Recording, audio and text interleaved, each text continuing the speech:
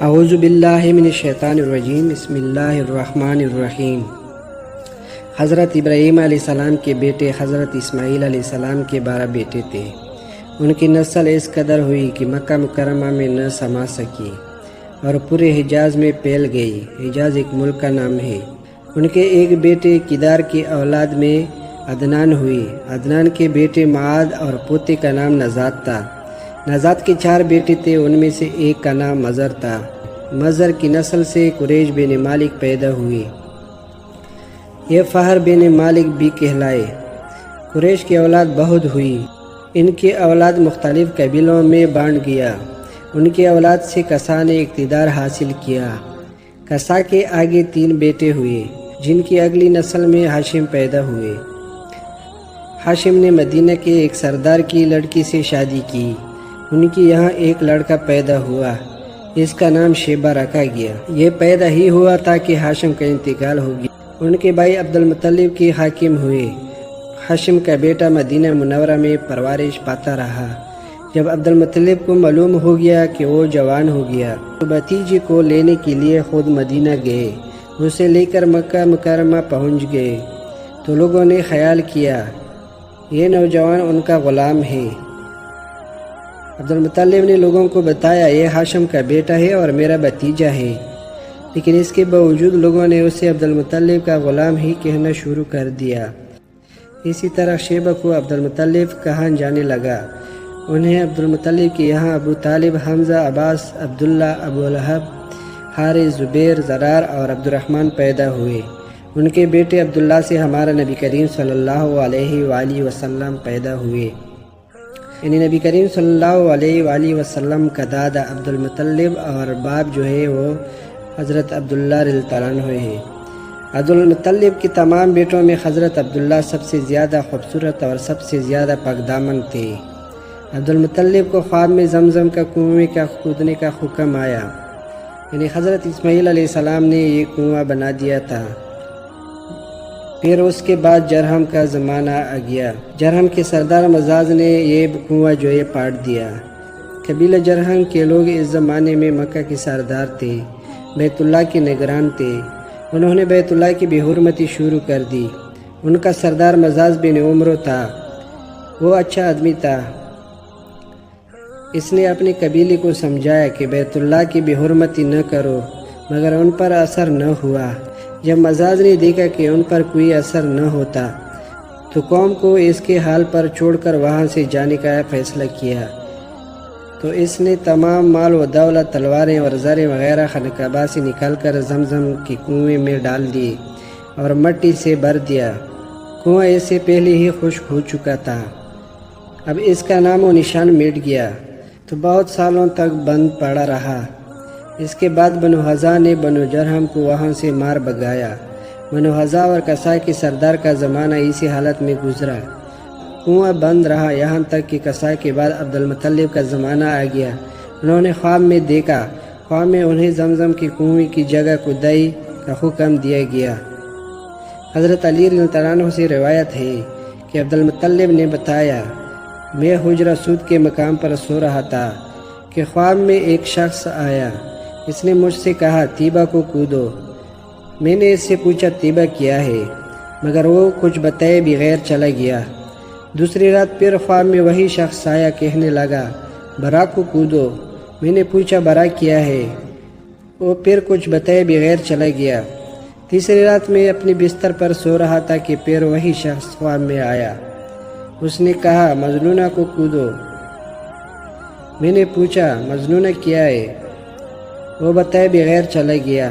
اس سے اگلی رات میں پھر بستر پر سو رہا تھا کہ وہی شخص پھر آیا، زمزم کو کودو۔ میں نے اس سے پوچھا زمزم کیا ہے، اس بار اس نے کہا زمزم وہ ہے جس کا پانی کبھی ختم نہیں ہوتا، جو حجیوں کے بڑے بڑے مجموعوں کو سیراب کرتا ہے۔ عبد المطلب کہتے ہیں میں نے اس سے پوچھا یہ کنواں کس جگہ ہے، اس نے بتایا جہاں گندگی اور خون پڑا ہے اور کوا ٹھونگے مار رہا ہے۔ دوسری دن عبد المطلب اپنے بیٹے حارث کے ساتھ وہاں گئے۔ اس وقت ان کے یہاں یہی ایک ہی بیٹا تھا۔ انہوں نے دیکھا وہاں گندگی اور خون پڑا تھا اور ایک کوا ٹھونگ کے مار رہا تھا۔ اس جگہ کی دونوں طرف بت موجود تھے اور یہ گندگی اور خون دراصل ان بتوں پر قربان کیے جانے والے جانوروں کا تھا۔ پوری نشانی مل گئی تو عبد المطلب کدال لے آئے اور کدائی کے لیے تیار ہو گئے، لیکن اس وقت قریش وہاں آ پہنچے۔ انہوں نے کہا، اللہ کی قسم، ہم تمہیں یہاں کدائی نہیں کرنے دیں گے۔ تم ہمارے ان دونوں بتوں کے درمیان کنواں کھودنا چاہتے ہو جہاں ہم ان کے لیے قربانیاں دے رہے ہیں۔ عبد المطلب نے ان کی بات سن کر اپنے بیٹے حارث سے کہا، تم ان لوگوں کو میرے قریب نہ آنے دو، میں کدائی کا کام کرتا رہوں گا، اس لیے کہ مجھے جس کام کا حکم دیا گیا ہے میں اس کو ضرور پورا کروں گا۔ قریش نے جب دیکھا کہ وہ باز آنے والے نہیں تو رک گئے۔ آخر انہوں نے کدائی شروع کر دی۔ جلد ہی کنویں کے اثاثے نظر آنے لگے۔ یہ دیکھ کر انہوں نے اللہ اکبر کا نعرہ لگایا، یہ دیکھو، یہ اسماعیل علیہ السلام کی تعمیر ہے۔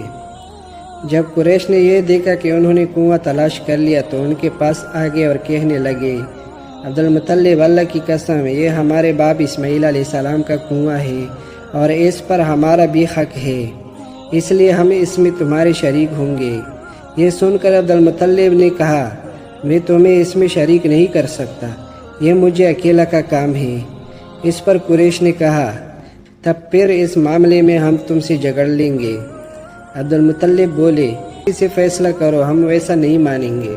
انہوں نے بنو سعد ابن حزیم کا کہانہ سے فیصلہ کرنا منظور کیا۔ یہ کہانہ ملک شام کے بلائی علاقے میں رہتی ہے۔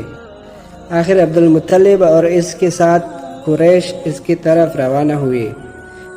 عبد المطلب کے ساتھ عبد مناف کے لوگوں کی ایک جماعت تھی، جبکہ دیگر قبائلی قریش کی بھی ایک جماعت ساتھ تھی۔ اس زمانے میں ملک حجاز اور شام کے درمیان ایک بیابان میدان تھا، وہاں کہیں پانی نہیں تھا۔ اس میدان میں ان کا پانی ختم ہو گیا، سب لوگ پیاس سے بے حال ہو گئے، یہاں تک کہ انہیں اپنی موت کا یقین ہو گیا۔ انہوں نے قریش کے دوسرے لوگوں سے پانی مانگا، لیکن انہوں نے پانی دینے سے انکار کر دیا۔ اب انہوں نے ادھر ادھر پانی تلاش کرنے کا ارادہ کیا۔ عبد المطلب اٹھ کر اپنی سواری کے پاس آئے۔ جو ہی ان کی سواری اٹھی، اس کے پاؤں کے نیچے سے پانی کا چشمہ ابل پڑا۔ انہوں نے پانی کو دیکھ کر اللہ اکبر کا نعرہ لگایا۔ پھر عبد المطلب سواری سے اتر آئے۔ سب نے خواب سیر ہو کر پانی پیا اور اپنے مشق بیب بھر لیے۔ اب انہوں نے قریش کی دوسری جماعت سے کہا، آؤ تم بھی سیر ہو کر پانی پی لو۔ اب وہ بھی آگے آئے اور خوب پانی پیا۔ پینے کے بعد وہ بولے، اللہ کی قسم، اے عبد المطلب، یہ تو تمہارا حق میں فیصلہ ہو گیا۔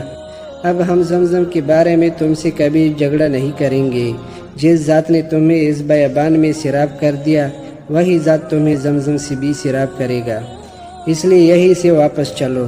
اسی طرح قریش نے جان لیا کہ اللہ تعالیٰ عبد المطلب پر مہربان ہے، لہٰذا ان سے جھگڑنا بسود ہے اور کہانہ کے پاس جانے کا کوئی فائدہ نہیں۔ چنانچہ سب لوگ واپس لوٹے۔ واپس آ کر عبد المطلب نے پھر کنویں کی کھدائی شروع کی۔ ابھی تھوڑی سی کھدائی کی ہوگی کہ مال و دولت، زرہ، تلواریں نکل آئیں۔ اس میں سونا اور چاندی وغیرہ بھی تھی۔ یہ مال و دولت دیکھ کر قریش کے لوگوں کو لالچ نے آ گھیرا۔ انہوں نے عبد المطلب سے کہا، عبد المطلب، اس میں ہمارا بھی حق ہے۔ ان کی بات سن کر عبد المطلب نے کہا، نہیں، اس میں تمہارا کوئی حصہ نہیں، تمہیں انصاف کا طریقہ اختیار کرنا چاہیے۔ آؤ 500 کی تیر سے قرار ڈالیں۔ انہوں نے ایسا کرنا منظور کر لیا۔ 2 تیر کعبے کے نام سے رکھے گئے، 2 عبد المطلب کے اور 2 قریش کے، باقی لوگوں کے نام کے 500 پھینکا گیا تو مال و دولت کعبہ کے نام نکلا، تلواریں اور زرے عبد المطلب کے نام، اور قریشوں کے نام کے جو تیر تھے وہ کسی چیز پر نہ نکلے۔ اسی طرح فیصلہ ہو گیا۔ عبد المطلب نے کعبہ کے دروازے کو سونے سے سجایا۔ زمزم کی کھدائی سے پہلے عبد المطلب نے دعا مانگی تھی کہ اے اللہ، اس کی کھدائی کو مجھ پر آسان کر دے، میں اپنا ایک بیٹا تیرے راستے میں ذبح کروں گا۔ اب جب کہ کنواں نکل آیا تو انہیں خواب میں حکم دیا گیا، اپنی منت پوری کرو، یعنی ایک بیٹے کو ذبح کرو۔